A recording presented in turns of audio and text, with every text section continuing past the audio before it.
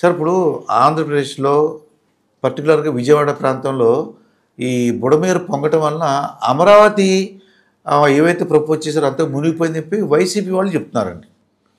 అటువంటిది ఏమి లేదని చెప్పేసి టీడీపీ కూటమి ప్రభుత్వం వాళ్ళు చెప్తున్నారు. దీన్ని బట్టి అసలు మనం కొనుక్కోవచ్చా కొనుక్కోకూడదు ఇప్పుడు అందరూ డౌట్ అనమాట. ఇప్పుడు బుడమేరు ఈ పొంగడం తర్వాత అమరావతి పరిస్థితి ఏంటి సార్? ఇప్పుడు ఒక గవర్నమెంట్ లీడర్ ఉన్నాను, స్టేట్ లీడరు, తిట్టేవాళ్ళు ఉంటారు, పొగిడేవాళ్ళు ఉంటారు. ఓకే, పొగిడేవాళ్ళు ఇప్పుడు ఈనాడు ఎవరిని పొగుడుతుందో మీకు తెలుసు, ఆంధ్రజ్యోతి ఎవరిని పొగడుతుందో మీకు తెలుసు. సో అది మనం కొత్తగా మాట్లాడుకునే విషయం కాదు. అపోజిషన్ అని పెట్టిందే పేరు అపోజిషన్ అంటే మీరు అన్నదాన్ని నేను అపోజ్ చేయడం అపోజిషన్ పార్టీ. మీరు ఉన్నారు, మీరు అన్నదాన్ని నేను అపోజ్ చేయాలంటే అపోజిషన్లో ఎందుకు కూర్చున్నాడు? అందుకే కూర్చున్నాడు. సో కొన్ని అంతవరకు వాస్తవం ఉన్నా బట్ మొత్తం 100% అయితే వాస్తవం కాదు. ఎందుకంటే ఇవన్నీ టెంపరీ ఫేస్. నా ప్రకారం 24 గంటలు 10 సంవత్సరాలు వరుసగా వరదలు రావు కదా మనకి. కట్టడానికి ప్రికాషన్ ఇప్పుడు latest technologies, latest measures, latest canals, water harvesting, rain harvesting ఇవన్నీ కూడా చేస్తున్నారు. సో చేస్తారు కాబట్టి అమరావతి బేసిక్ రీజన్ వరదల వల్ల తగ్గిపోదండి. బేసిక్గా అమరావతి మొదటి నుండి వీక్గానే ఉంది. ఎందుకంటే కన్స్ట్రక్షన్ ఏం జరగలేదు, అక్కడ ఏం చూపించుకోవడానికి లేదు. ఆంధ్రప్రదేశ్ ప్రాబ్లం ఏంటంటే రాజధాని అని చెప్పుకోవడం కానీ ఏం లేదు. 10 సంవత్సరాలు అయిన తర్వాత కూడా రాజధాని లెస్ ఉంది. అది ఓకే. ఇప్పుడు 15,000 కోట్లు మన సెంట్రల్ గవర్నమెంట్ బడ్జెట్లు ఇచ్చారు. దాంతో ఒక కొంతవరకు 10-20-30% వరకు లెగుస్తుంది. 15,000 కోట్లు చాలు, దానికి 1,00,000 కోట్ల పైనే జరుగుతుంది. 1,00,000-2 లక్షల కోట్లు జరుగుతాయి అవసరం. స్టార్టింగ్ అవుతుంది. చంద్రబాబు నాయుడు గారు అనేది వైసీపీ మన ఇండివిజువల్ కాకపోయినా అక్కడ వాస్తవం ఏంటంటే కొద్ది ములగడం అయితే ములిగింది. బట్ మరి క్లియర్ చేస్తారు. ఓకే అండి. As it is real estate అంత టాప్గా ఏమి లేదు అక్కడ, అనుకున్నంత హైప్ అయితే లేదు. మన లాస్ట్ టైం వీడియోలో కూడా చెప్పాం. ఇప్పుడు మన కొడుకుని మనం మార్కెట్ చేసుకుంటాం, మన కూతురిని మనం మార్కెట్ చేసుకుంటాం. మంచోడు కాకపోయినా మంచోడు అనే చెప్తాం పెళ్లి చెప్పుల్లో. సో నెగిటివ్ ఉన్న కొందరు ఈ నెగిటివ్ 70mm స్కోప్లో చూపిస్తారు, వాళ్ళు పాజిటివ్స్ చూపిస్తారు. సో వాస్తవం అంటే అక్కడ ఉన్న వాళ్ళు చూసుకుంటే వెళ్ళి ఫిజికల్గా చూసిన వాళ్ళు తెలుస్తుంది. సో ఈ వరదల వల్ల అమరావతి పడిపోదు. అమరావతి బేసిక్గానే తక్కువ ఉంది, అది పెరగడానికి టైం పడుతుంది. ఇట్స్ డెఫినెట్గా నెక్స్ట్ 2-3 years ఆ బిల్టప్ టైం పడుతుంది. ఒక షేపు, ఒక సైజు, ఒక నమూనా అమరావతి అంటే ఇలా ఉంటుంది అని నమ్మించడానికి కూడా ఇప్పుడు రియల్ ఎస్టేట్లో కావాల్సిన ట్రస్ట్ ఫ్యాక్టర్, నమ్మకం. రియల్ ఎస్టేట్ అంతా కూడా నమ్మకమే జరుగుతుంది. ఇప్పుడు మోకిలాలో 6 కోట్లు 5 కోట్లు వెళ్ళాలి కూడా మునిగిపోయేవి, చూసుంటారు న్యూస్లో. 6 కోట్లు పెట్టుకున్నారంట, 5-6 కోట్లు మొత్తం నీళ్ళు వచ్చేసాయి. అలా అది ఏ జోన్లో ఉందో మనకు తెలియదు. ఇప్పుడు బిల్డర్ వెళ్ళిపోయాడు, బయర్ కొనుక్కున్న 6 కోట్లు అంటే ఒక బయర్కి ఎంత పెద్ద అమౌంట్ అండి. సో అమరావతి అనేది యాజ్ ఇట్ ఈస్ అంత హాట్ కేక్ కాదు, బట్ హాట్ కేక్ అయ్యే ఛాన్సులు పుష్కలంగా కనిపిస్తున్నాయి. ముందుకు మాత్రం ఫ్యూచర్గా పెరుగుతుంది. ఇప్పుడైతే మాత్రం కొద్దిగా స్లో అండ్ స్టడీలో ఉన్నాను. నేను సబ్ రిజిస్టర్ ఆఫీస్లో కూడా మాట్లాడుతున్నాను చాలా మందితో. అక్కడ అనుకున్న ట్రాన్సాక్షన్ అనుకున్నంత ఎక్స్పెక్టేషన్ జరగలేదు. హైప్ అయితే బాగా జరిగింది, ఆర్టిఫిషియల్ హైప్ ఎక్కువ జరిగింది. ఓకే. చంద్రబాబు నాయుడు గారు వస్తారన్న టైంలో 2 నెలల ముందు 2 నెలల తర్వాత 4 సార్లు పెంచారు రేట్లు. అంత పెరగదండి. ఇప్పుడు రియల్ ఎస్టేట్ 2 నెలలు 4 రెట్లు పెరిగిన సందర్భాలు లేవు చెప్తారు రాజకీయ మీడియా. మీరు చెప్పాను కదా, మీడియా వాళ్ళు కూడా ఇదిగో తోక అంటే అదిగో పోలి చిన్న విషయాన్ని స్కోప్లో చూపిస్తారు. కొంతమంది పాజిటివ్ చూపిస్తారు, కొంతమంది రియల్ ఎస్టేట్ డమాల్ అని. మరి అన్ని బిల్డర్లు మూసుకొని వెళ్ళిపోవాలి కదా. హైదరాబాద్లో రియల్ ఎస్టేట్ డమాల్ అంటున్నారు, మరి బిల్డర్ అందరూ వెళ్ళిపోలుగా. ఒక్క బిల్డర్ని మూసాడా? పైగా రేట్లు పెంచుతా ఉంటున్నారు. రేట్లు తగ్గియడం కాదు కదా, రేట్లు పెంచుతా ఉంటారు. మరి బిజినెస్ అయితే ఎలా చేస్తారు? ఎప్పుడు కూడా quality builder, quality production, quality construction ఇచ్చేవాడు ఎప్పుడు కూడా సర్వైవ్ అవుతాడండి. వర్షం ఉన్నా వర్షం లేకపోయినా, మార్కెట్ ఉన్నా మార్కెట్ లేకపోయినా, రాజకీయాలు ఉన్నా లేకపోయినా. ఈ రాజకీయాలన్నీ కూడా వస్తుంటాయి పోతుంటాయి. ఎలక్షన్ 5 సంవత్సరాలకు ఒకసారి ఆనవాయితీ. సంక్రాంతి సంవత్సరానికి వస్తుంది, వినాయక చవితి సంవత్సరానికి ఒకసారి వస్తుంది, ఎలక్షన్ 5 సంవత్సరాలకు ఒకసారి వస్తాయి.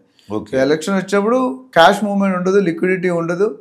రియాలిటీ ఏంటంటే అందుకని ట్రాన్సాక్షన్. ఇప్పుడు అందుకని రేవంత్ రెడ్డి గారు ఏం చేస్తున్నారు, ఆ గవర్నమెంట్ వాల్యూస్ పెంచడానికి ట్రై చేయాలి. ఏది డిఫరెన్స్ వ్యత్యాసం బాగుంది కాబట్టి మార్కెట్ రేట్ 10 లక్షలు ఉంటే guide line value market rate 1 కోటి రూపాయలు ఉంది అంటే 90 లక్షల డ్యూటీ స్టాంప్ డ్యూటీ రావట్లేదు. అందుకని 10 లక్షలు కాదు 30-40 లక్షలు అవుతుంది.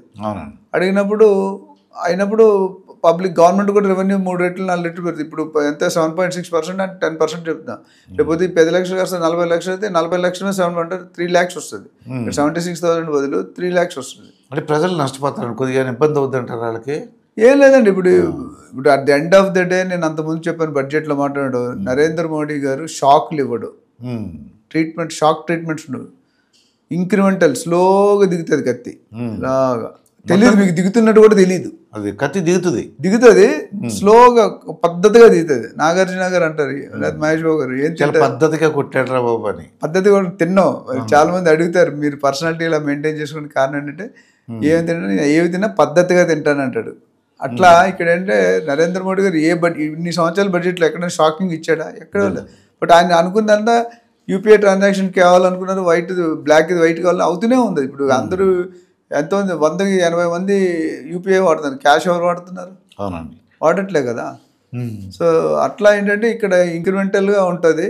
సో దానివల్ల పెద్ద వరి కావాల్సిన అవసరం లేదు. విజయవాడ కానీ అమరావతి కానీ ఏ ప్లేస్ అయినా వర్షాలలో వచ్చి ఎప్పుడో ఒకసారి, ఇప్పుడు ఎన్ని సంవత్సరాలు మీరు పుట్టిన తర్వాత ఎన్నిసార్లు చూసారు ఇట్లా? ఇది రెండోసారి నేనైతే. మరి 60 సంవత్సరాల్లో 2 సార్లు చూసారు మీరు. అంటే మరి మిగతా కాలం అంతా బాగున్నట్టే కదా. మనం ఇండియాలో ఏంటంటే ప్రాబ్లం, మనకి ఉద్యోగం పోయింది అనుకుని అందరికీ చెప్తాను ఉద్యోగం పోయింది, ఇన్కమ్ రావట్లేదు. ఇన్కమ్ వస్తే మాత్రం ఎవరికి చెప్పం. నాకు 5 లక్షల జాబ్ వచ్చింది ఎవరైనా చెప్తాడా? చెప్పడండి. 2 లక్షలు ఆ జాబ్ పోయింది అనుకో, జాబ్ పోతుంది అనుకుంటే ముందే చెప్తున్నా జాబ్ పోయిందని ఒకటి రోడ్డు మీదకి వచ్చానంటే. సో దోస్ థింగ్స్ కొన్ని ఆనవాయితీగా అవుతుంటాయి. ఓవరాల్గా Amaravati is going to happening place అండి. ఓకే, ఇప్పుడు ఇమీడియట్ అయితే నేను చెప్పలేను. నేను చాలా మంది నాకు అడ్వైజర్స్, ఇన్వెస్ట్మెంట్ అడ్వైజర్స్ ఫోన్ చేస్తారు, ఇవాళ పెడితే రేపు అయ్యేటట్టయితే Amaravati is not a right place. అయితే ఎన్నాళ్ళు వెయిట్ చేయమంటారు అమరావతిలో కొనుక్కుంటే? నాకు తెలిసి ఒకవేళ ఇప్పుడు ఎవరైనా కంపల్సరీ డబ్బులు ఉన్నాయి కొనుక్కోవాలంటే ఏపీ సెటిలర్స్ ఎక్కువ కొనుక్కుంటారు, బయట వాళ్ళు అంత ఎక్కువ మొగ్గు చూపారు. ఎంక్వైరీలు అయితే వస్తున్నాయి, డీల్స్ క్లోజ్, ఎంక్వైరీ వేరు, లీడ్ వేరు, డీల్ క్లోజ్ అవ్వడం వేరు. సో ఇప్పుడు పెట్టుకుంటే మీకు డెఫినెట్గా 8 to 10 years పడుతుంది అప్రిషియేషన్ అంటే. ఎందుకంటే ఫస్ట్ టర్మ్ అంతా వీళ్ళు డెవలప్ చేస్తూ ఉంటారు. ఆ ఇంక్రీజ్ ఎప్పుడు అప్రిషియేషన్ తర్వాత 2-3 years తర్వాత నుంచి స్టార్ట్ అవుతుంది. సో ఇవాళ ₹1 కోటి పెట్టుకుంటే మీకు 2 సంవత్సరాలు 2 కోట్లు అవ్వదు. ఆ బిల్డర్స్ చెప్తారు, అవన్నీ పొలిటికల్ లీడర్స్ చెప్తారు. బట్ వాస్తవానికి ఎలా అవుతుంది? బ్యాంకులో 7% వస్తుంది, మదర్ బ్యాంక్ ఎస్బీఐలో 7%, 7.25% వస్తుంది. ఆ లెక్కన 13-14 ఏళ్ళు అవుతుంది డబల్ అవడానికి. మరి 2 ఏళ్ళు 3 ఏళ్ళు ఎట్లా వస్తుందండి? అమ్ముకునేవాడు 100 మాటలు చెప్తాడు, అది మాకు కొనుక్కునేవాడు చూసుకోవాలి, చెప్పేవాడికి ఎప్పుడు వినేవాడు లోకి ఉంటాడు. మనం వాట్ రియల్ ఎస్టేట్ అవుతుందా లేదా అనేది transaction the best person to confirm ఈ sub register office. Office physical ఎన్ని ట్రాన్సాక్షన్ అవుతుందో తెలిసిపోతుంది. అది రికార్డులో ఉంటుంది కదా, మీరు చెప్పేది నేను చెప్పేది కాదు కదా. దాన్ని బట్టి బిజినెస్ అవుతుందో లేదో అనుకోండి. మీరైనా మీకు మన నాలుగు దుమ్ము లేదు, ఏదైనా చెప్పొచ్చు, మీరైనా చెప్పొచ్చు, నేనైనా చెప్పొచ్చు, పొలిటికల్ చెప్పొచ్చు, అపోజిషన్ చెప్తారు. ఫ్యాక్ట్ అంటే వాస్తవాలు అవాస్తవాలు అవి కనుక్కోవాలి. అది తెలుసుకుంటే దాన్ని బట్టి మనం ఇన్వెస్ట్ చేయాలి, మీకే తెలిసిపోతుంది. మేము ఎందుకు చెప్పడం, మేము మాకు ఎక్స్పీరియన్స్తో చెప్తాం. మీకు కొంతమంది కామెంట్ నెగిటివ్ వస్తే పాజిటివ్ వస్తాయి. క్వశ్చన్ అది మేమేం చెప్పాం మీరేం చెప్పాం కానీ అక్కడ యాక్చువల్గా ఏం జరుగుతుంది, అది వాట్ ఇన్ రియాలిటీ ఏమవుతుంది ఫిజికల్గా అబ్జర్వ్ చేసి మేమేం చేస్తాం, ఎవ్రీ వీక్ మనకు అప్డేషన్ వచ్చేస్తాయి. ఇప్పుడు మీ విజయవాడలో అందరూ మీ యూట్యూబ్ ఛానల్ అందరూ అక్కడే ఉన్నారు, చాలా మంది ఇప్పుడు ఆయన కవర్ చేస్తున్నారు. లేటెస్ట్ న్యూస్ కదా మీకు కావాలి అంటే మేము కూడా అనలిస్ట్ ఏంటంటే మాకు టీమ్స్ ఉంటే, మ్యాన్ పవర్ ఉంటుంది, మాకు అక్కడ ఏం జరుగుతుంది, లాస్ట్ 1 week ఏం జరిగింది, లాస్ట్ 1 month ఏం జరిగింది, లాస్ట్ 1 year ఏం జరిగింది, అనాలిసిస్ చేస్తాను. Trend analysis. Real estate analyst అంటే ఊరికే ఏదో నోటుకు వచ్చి చెప్పడం కాదు కదా. How the things are. నాకు రోజుకి 10 మంది కొత్త వాళ్ళు ఫోన్ చేస్తారు ఎవ్రీడే, మినిమం 10 people. ఏది ఇన్వెస్ట్మెంట్ చేయాలి, ఎక్కడ చేయాలి. ఆ 10 మందిలో 2 మోసపోయామని ఫోన్ చేస్తారు. ప్రీ లాంచ్లో డబ్బులు కట్టాం, బిల్డర్ ప్రాపర్టీ ఇవ్వట్లేదు, పర్మిషన్ ఇవ్వట్లేదు, డబ్బులు కూడా వెనక్కి ఇవ్వటం ఉంటే కదా ఇచ్చేది బిల్డర్. కొనుక్కునే ముందు ఇన్వెస్ట్మెంట్ అడ్వైస్ తీసుకుంటే బెటర్, కొన్ని తర్వాత తీసుకుంటే ఉపయోగం లేదు.